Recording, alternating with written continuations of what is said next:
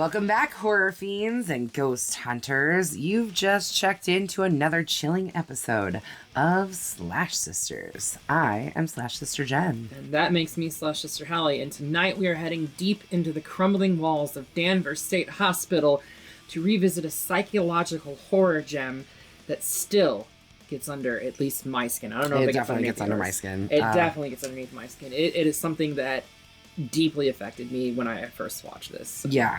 Y'all, we are talking Session 9, the slow burn mind melter from 2001 that proved you don't need jump scares when you've got asbestos, paranoia, and a haunted reel-to-reel. It was also the last film from October Films before it was folded into USA Films, which was then folded into Universal Films. Okay. Yeah, it's certainly an indie for sure. Yeah, we do have the likes of like Josh Lucas and David Caruso. Yeah. A full year before David Caruso broke out on CSI. Yeah, I mean, NCIS people knew who he was still. Yeah, but that's what really put yet. him on the map and everything. For unreliable narrators to voice in the dark, Session 9 blurs the line between madness and the supernatural, and we are so fucking here for it. Yeah, absolutely. Is it an underrated masterpiece, or just a dusty relic of early 2000s indie horror? Either way, we are peeling back the wallpaper, and what's underneath And the asbestos. ain't fucking pretty. And the asbestos. Mm-mm. We should have like hazmat. I know, I thought suits about on. looking for a hazmat suit, but I was like, I don't know where it would even... I mean, I guess those maybe? They're actually wearing Tyvek jumpsuits, so you can probably get those at like a hardware store or something. Yeah. Before we dive into the depths of the mental decay, make sure you like, subscribe, and smash that notification bell, or we just might send Mary back to Session 1. Ooh. Every week we bring you horror reviews, creepy commentary, and movies that make you double check your basement. Wait, we're in the basement.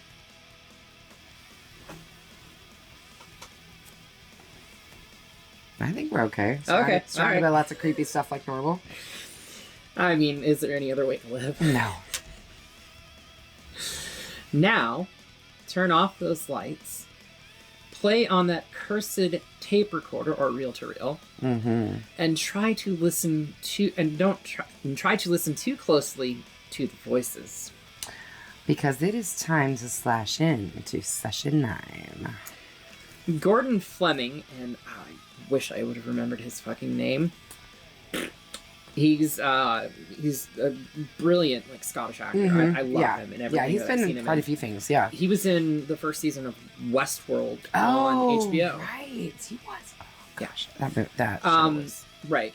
Well, and then his character arc was. The owner of an asbestos abatement company in Massachusetts. You look tired, man. You look beat. It's an inside joke. Makes a bid to remove asbestos from Danvers State Hospital, and he's so under fucking he is desperate for money, and he promises to complete the job in only 1 week, despite requiring at least 2 or probably more like 3 weeks to do the job. I really need this job. We'll be in on Monday, we'll be out the following Monday. They also are incentivized with a $10,000 bonus as well. Because they said that they could get it done in a week. That's and the only way they get that bonus is if they get it done within the week. Yes. His crew includes Mike, a law school dropout who's knowledgeable about the asylum's history. Yeah, maybe a little too knowledgeable. It's almost a little creepy. Yeah. Phil, who is dealing with the grief over a recent breakup. Hank, a gambling addict who stole Phil's girlfriend. Phil's played by David Caruso. Yeah. Hank is played by Josh Lucas. Right.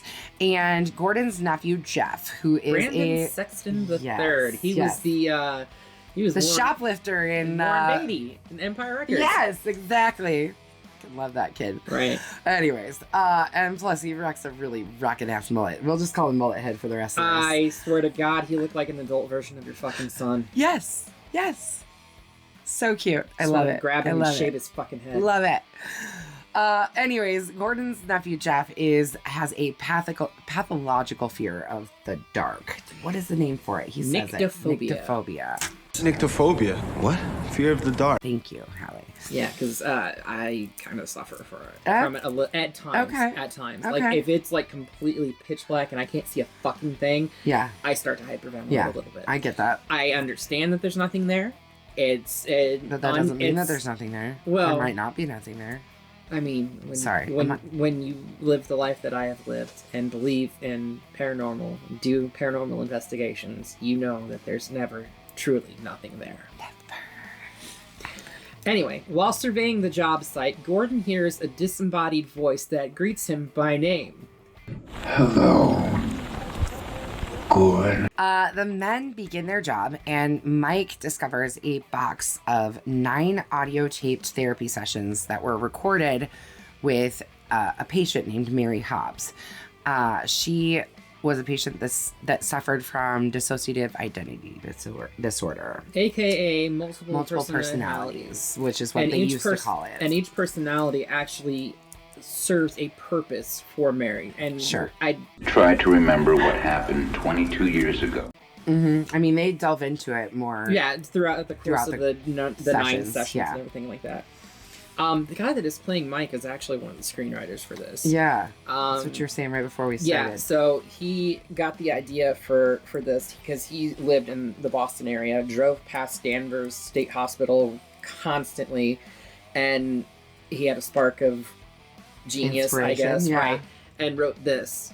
And I think he plays Mike brilliantly. Yeah, honestly. Yeah, absolutely. Amy also pointed out, too, which I find incredibly hilarious, but I had to remind her that we wouldn't have a movie if they didn't do this. They're not doing a lot of fucking abatement work. No, in they this. really aren't. Sage and I watched it together, and there was multiple times that I was like, man, they are not going to make that 1 week. There is no way. I miss them so much.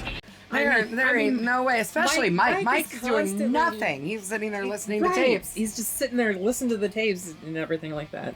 Have you seen our doll, Mr. Doctor?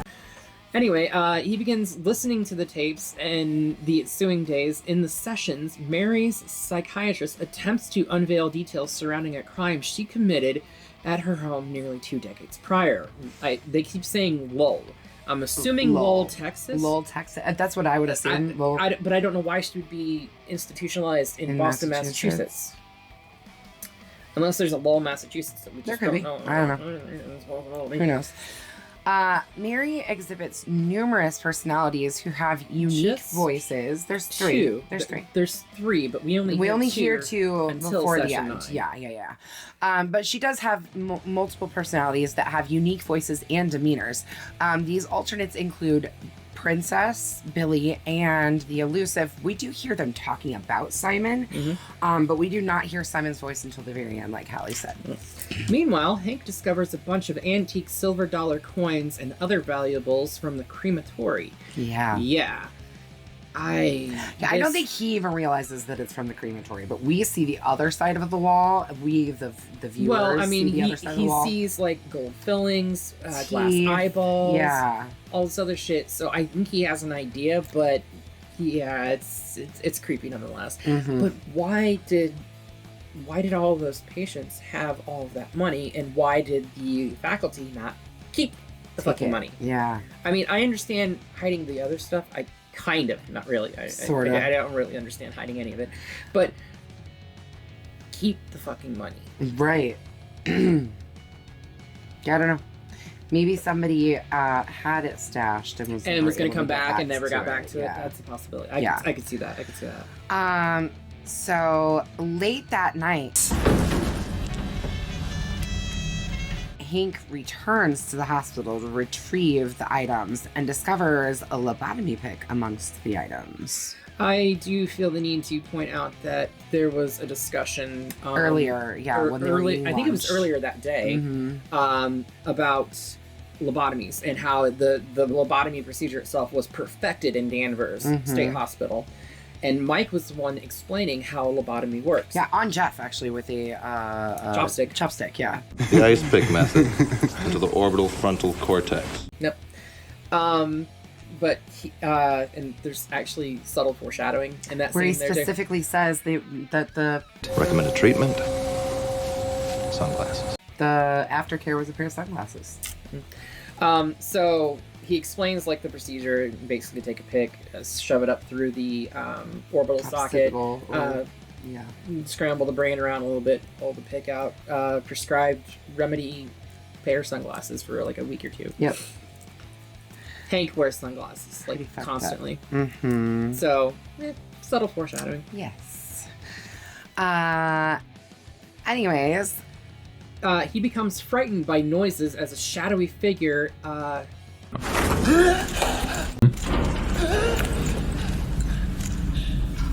And a shadowy figure, and is confronted by an unknown assailant. he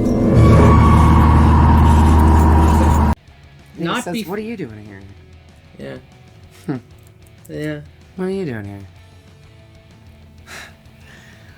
The next day, Hank fails to show up to work, and an additional worker, Craig McManus, who Phil had suggested earlier to hire. Because Hank was unreliable, and Yeah. it's honestly It's because of the Phil and Hank issue. But it's because of the dynamic between the two of them, and Hank stole Phil's girlfriend and Right. all this other stuff. Right. But Hank does have a gambling problem. yes. But Phil also has a problem and a vice of his own. Bolted to Miami to casino school. Yeah, but okay. But it's weed. I'm not saying that it's not. It is what it is. Sorry. Okay, so as I'm watching this movie, this okay, is 24 years 2001, ago. yes, Right. 2001. This is Okay, this is a quarter century ago. Yes. So there was a bigger stigma as around I'm watching it, there is a literal scene where Gordon witnesses Phil purchasing drugs from two thugs, and then they like Gordon says something to Phil about it, and Phil's like, "I don't know what you saw, like whatever. I was hiring those guys to make sure that there was nobody in here spray painting and whatever." As I'm watching it, I'm like, dude, he was just buying weed. That's all. Well, no big deal. If this is your first time watching it, though, you don't know that's Yes, what he was doing. true. You don't know that it was weed until we True. see him rolling it. and Until lighting it. later, it's literally like he was buying weed, you guys. He was rolling a joint. But 24 years ago, that was kind of a big deal. Like that was like you had to be hush hush about it.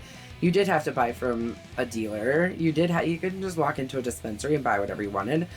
I can't just whip out my vape whenever I want, like I can now. Like Right. Phil suggests that Gordon contact Craig McManus to Right. replace Hank because, and this was like towards ac- the beginning of the movie. according to Phil, because we didn't hear the conversation, and it's later stated that we did not hear the conversation.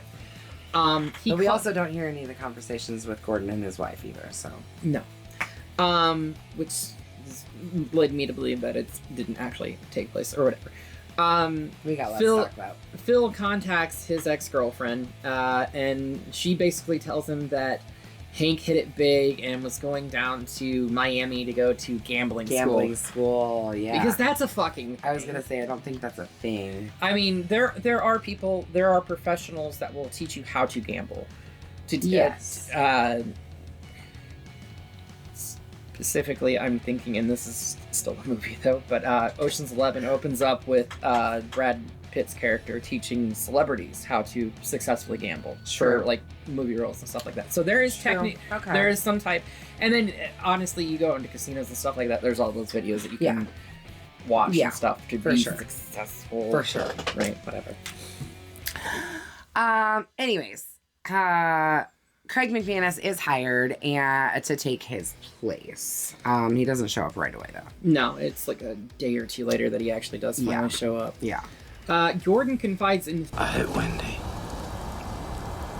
Phil that he slapped his wife, Wendy, after she inadvertently splashed him with boiling water, It was an accident. I slapped her for it. and that she refuses to answer his calls or even let him into the house or see their infant daughter. So like we kind of get this vision of him going home with the flowers. He brings in his work stuff. He brings in the flowers. It's after that first initial visit when they're doing the walkthrough of Danvers. And they get the bid. Yeah. He goes home with the flowers to surprise her. It was after he heard his name called out inside of Danvers after as well. Simon, which we don't know Simon yet, but after Simon calls out his name, he goes home to celebrate with the flowers and everything like that, and he catches Wendy off guard. She inadvertently spills the boiling water on him, and we'll get into the rest of what actually happens. According to him, at this point, he slapped his wife, Wendy. Yeah. Now, he's telling Phil that, and at the same time, in a stairwell in the hospital, Jeff finds Hank staring out the window with his sunglasses on, talking to himself. What are you doing here? What are you doing here? What are you doing here? What are you doing here? Listen, I forgot something. I'll be back. Hank then disappears fucking completely. Yeah. Yeah, completely. But not before dropping one of those silver dollars. They had a little bit of blood on it, too. Yeah. And the men split up to search for him, but Mike is compelled to continue listening to those goddamn tapes. Yeah, he's really, really into those tapes. So there's, Gordo, I'm going down in the tunnels, all right? You follow up top, Mike! There's the scenes, like, outside on the grounds or whatever, where the cemetery is and everything like that, and there's a scene where Gordon calls up Wendy, and he's sitting right next to Tombstone 444. All of those headstones that you see there are styrofoam. Are they really? They're all fake. Huh. The actual cemetery for Danvers is about a half mile down the road. Oh, wow. But in an interesting note, with the exception of everything that was in the morgue area. Is it all? It's all real. It's not set that decoration. Building is so fucking cool. Was is it gone? The vast majority of it is gone. I think there's a couple buildings that are still in existence that have since been converted into apartment buildings. Wow. I could never. That building is really, really cool. So when they show the overhead shot of it, I was like, whoa. It looks like a bat. Yeah. It looks like a bat. And they called the sprawling wings off of the main section of the building the bat wings. And they held the most criminally insane or psychotic patients at the very tips of the wings to keep them isolated from the rest of the patients. Yeah. The most dangerous ones furthest away, right? That's actually something that's explained in this. Yeah, but that was a real thing that they did when that place was open. Oh yeah. A lot of the lore that is surrounding the building itself is actually this very is a much fictionalized. True. This is very much a fictionalized story. Yeah, but I feel the need to say that. Yes, but they go through and talk about why the building closed, why that place closed down in general, and why all of those places closed down. Patricia Willard scandal, 1984. But that was also a made-up story too. Agreed, but the Satanic Panic had a lot to do with budget cut, the reason for the closing of a lot of those places, and budget cuts. Satanic ritual abuse syndrome. It's big in the 80s. Yeah, no. So yes, that story specifically was made up. That specific story about the woman going insane. The story in general of that is very much like something that happened. Oh, it very much could have. Yeah. It could have happened here in Peoria. I'm certain it did. Except for, I think that was close in the 70s. That was before the huge Satanic Panic in the 80s. Right. Irregardless. Moving on. So Mike is still listening to those goddamn tapes. Yeah. Mary's a good girl. She doesn't need to know. Jeff and Phil then descend into the tunnels beneath the hospital looking for Hank. And Phil finds Hank half nude, muttering to himself, what are you doing here? And so Phil had left Jeff kind of at the top of one of the tunnels. He was like, stay here, do not leave, with no walkie, with no flashlight, with no anything. And he even says, I don't have my walkie, it's out in the car, or it's out in the van. Well, at this point, the fucking generator. The generator runs out of fuel, leaving a terrified Jeff trapped in the tunnel system below I mean, no when he's fucking running lights. and the lights are closing off behind him. Which is not how fucking electricity works. I It's a know, cool but it shot, was a really but cool it's shot. not how it fucking works. Yes. Really cool shot. Not how it works. No. They would have all just, like, sputtered and then finally just fall out at once. Meanwhile, Mike, who needs to hear the rest of this tape, restores the electricity and continues listening to the 9th and final tape. What did Simon do to Peter, Billy? Come on, Billy. Tell me. The 9th and final tape, he is unbeknownst to Mike, is where we also get to hear, like, Simon. Simon for so the first time, yes. Billy lives in the eyes. Mm-hmm. Princess lives in the tongue. And they keep asking, where does Simon live? And Mary doesn't know who the fuck Simon is. Billy is like a scared little boy. And he's like, afraid of Simon. British boy, too. He's afraid of Simon, and he refuses to tell the doctor anything. And Princess is unhelpful, too, because she doesn't... She's a little girl. Billy's there to protect Mary. Princess is Mary's innocence. And Simon is responsible for what happens. to everything. So, on the 9th and final tape, it reveals that one of Mary's malignant personalities, Simon, was responsible for murdering her family.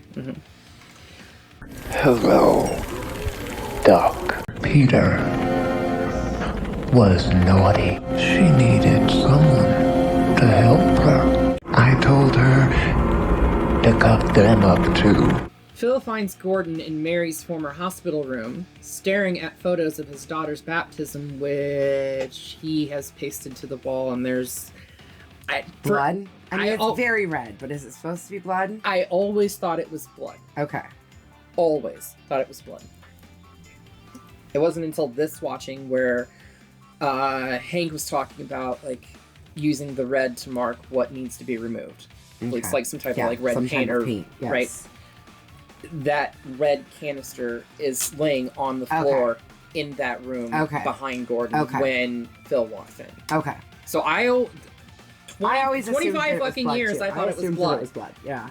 Apparently it's whatever red paint they were using to mark what needs to be removed. I was gonna say it looked really red. Yeah. Yeah. So okay, that makes sense.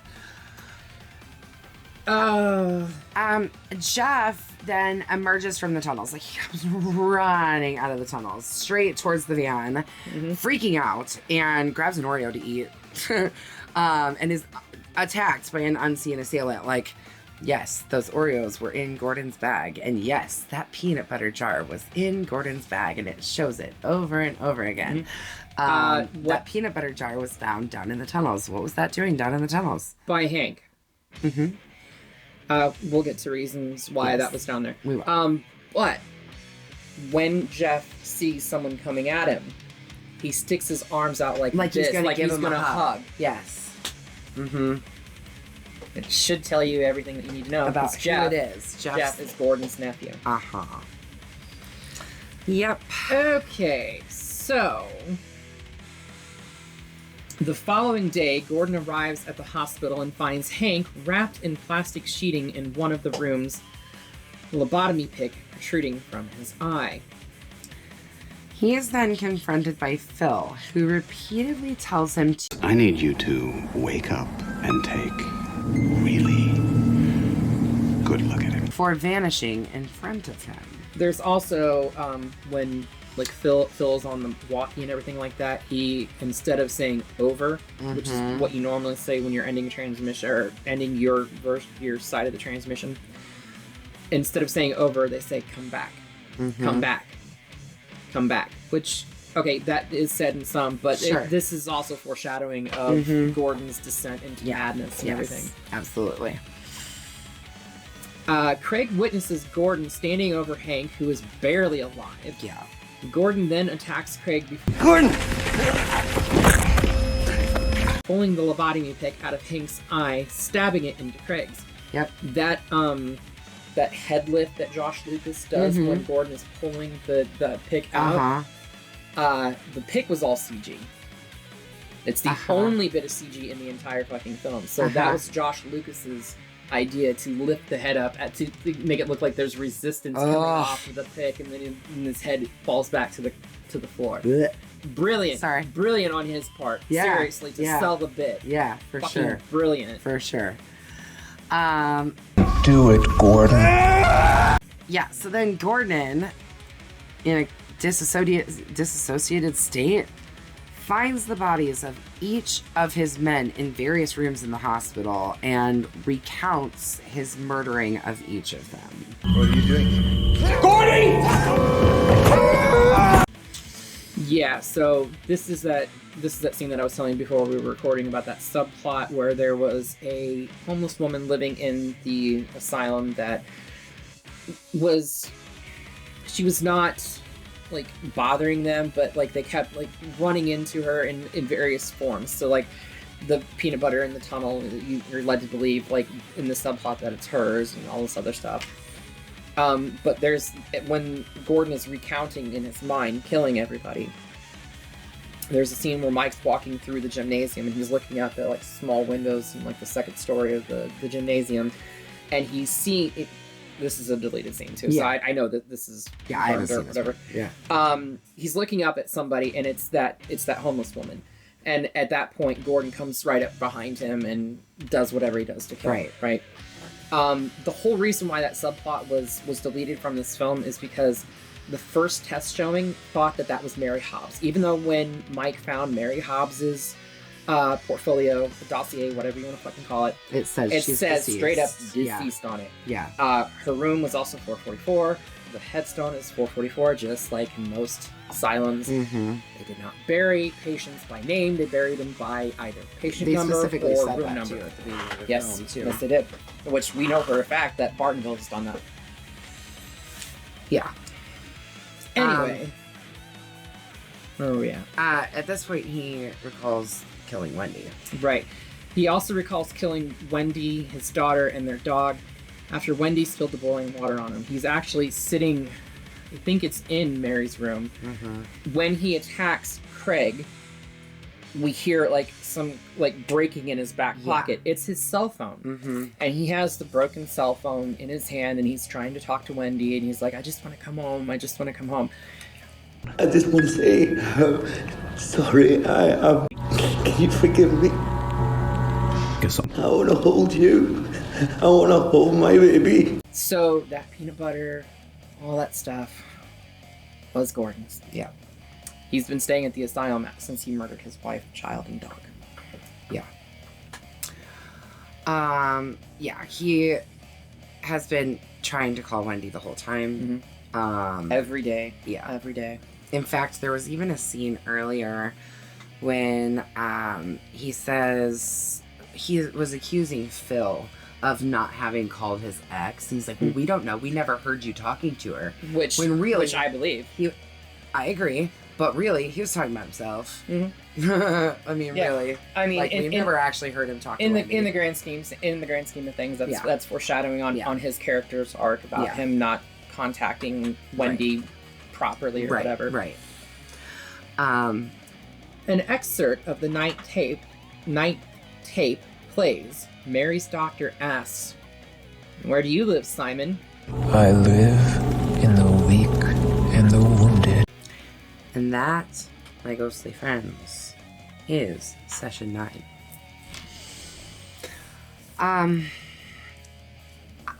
This was when I watched it for this film, or for this video. It was the second time that I had watched it.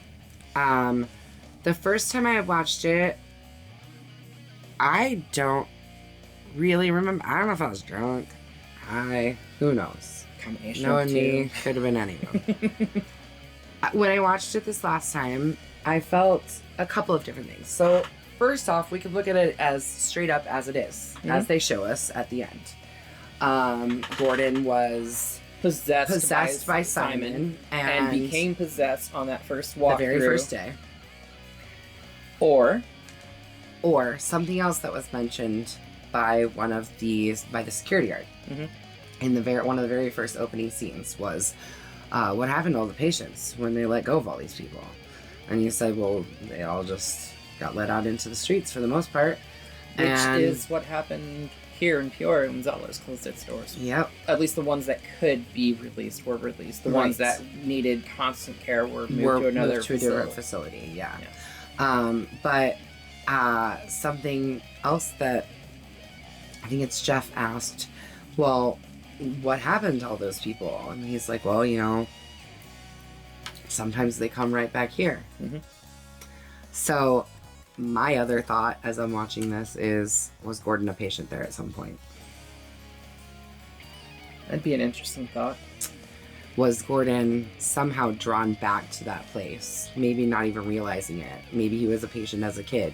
Maybe he was young and put back out into the streets and doesn't want to talk about it and is having a lot of those memories. And Simon knows him because he's been there before. But Gordon is an immigrant to this country. True. So... But that doesn't mean that he's been here for forever. No. And I'm not saying that he has been here forever. So this is 2001. I would say he's to the film, definitely in his 30s, maybe 40s. He looks older. 40s. He's got graying hair, which doesn't mean shit, honestly. No, it doesn't. But but the asylum itself in the film closed in like 74, I think is what they said. Okay, I thought they said 84. Maybe it was 84. No, I'm thinking of Bartonville. No, because he had said 15 years. So a lot can happen in 15 years. The security guard said that to the guys when they were... So 15 years it had been closed. So that's not 86. that long. That was the height of the satanic panic. Yeah. So that's not that long for it to be closed. For him to be in his 40s? Even as an immigrant? It's a possibility, I guess. If he was young? It would have been definitely more interesting if Mike found like Gordon's tapes, or not tapes, but just dossier file or whatever. Yeah. I mean, I guess where I'm at is that like, it's definitely an interesting story. I don't know if I like... I don't know if I like the fact that Simon is this entity that can possess multiple people. However, I like the story, and I like that that's an entity that can affect multiple people. Well, that whole last line that we end the film on, I live in the weak and the wounded, to me it says, at least to me, the earring just fell out and I caught it before it hit the table. Sorry. That entity can jump. It lives in the weak and the wounded. Right. Yeah. And the second Gordon got close enough to wherever, like specifically the fucking chair, that there's a chair that keeps being shown at the end of a hallway in this and everything like that. Actually, it's that chair right there. But when he got close enough to it on that first walkthrough, that's when he heard Simon's voice. At that particular point in time, he was already a weak and wounded man. Yes. Because he was a very prideful man. And he was already having a hard time with the baby having ear problems. And ear the problems. Baby was sick. Baby was constantly waking up. They were financially behind because of the medical problems that the baby was having. And not only that, I think that baby was adopted, from what I could understand. It was something that they were trying for a very long time, and then they adopted. Which I don't think I ever got that. I don't know. That was the impression that I got, and if that's the case, then that can be very expensive, and that's another expense on top of things. Either way, I think I can speak for the both of us. 2 Bloody Machetes to the fucking sky. This is a great psychological thriller that, like I said, has stuck with me for the better part of a quarter of a century since the first time I watched it. And it will always probably be one of my favorite psychological thrillers. It was very, very good. Great film. I absolutely loved it. And with that, we are going to send this back to Danvers, and I'm going to try not to hit you guys again. Good job. Getting better. Last time she just threw it at me. I don't know. That's what you get for sassing back. Oh! I'm excited about our next movie, you guys. I actually don't know what it is. Ooh! All right, you guys. This is the rare. I just looked. That's why. we've got a movie coming out in theaters very, very soon, my friends. And so we must cover... I still know what you did last summer, because this new one's just called I Know What You Did Last Summer, right? Yeah, because they're taking the Recall treatment, which is a sequel that's rehashing, but they have Freddie Prinze Jr. and our legacy Jennifer Love characters. Hewitt. Yep. It's the only two returning characters that I know of. Everybody else is dead. Well, literally, yeah. they all dead. Yeah. Anyways, I mean, which not makes, that it's stopping people from Scream, and we're gonna have right back. Well, and it also makes you wonder who the killer is going to be, because when we get into the killers are dead. when we get into this, you'll see what we're talking about. Yeah. So make sure you watch this. Come back here in 1 week's time when we break this down for you, and then go out and see I Know What You Did Last Summer 2025 in theaters. Yeah, real quick though, make sure you don't fall for any like radio scams where they call and tell you that you won a trip to the Bahamas. It's not real. Okay, it's not real. Especially if you can't name the fucking city properly. Yeah. Yeah. Anyways, so come back next week. We're gonna have some fun with Jack Black as a pothead, and Rastafari. Yeah, and Brandy and Mekhi Phifer. I mean, come on. Can it get more 90s, 2000s than that? Like late 90s, 2000s? Mm-hmm. Come on, we're gonna have lots of fun. So make sure you slash that subscribe button. Stab that like button. And ring-a-ling the great bell so you don't get buried alive and you stay up to date on everything we are doing right here on this crazy-ass channel. And until next time, we will see you all in the afterlife.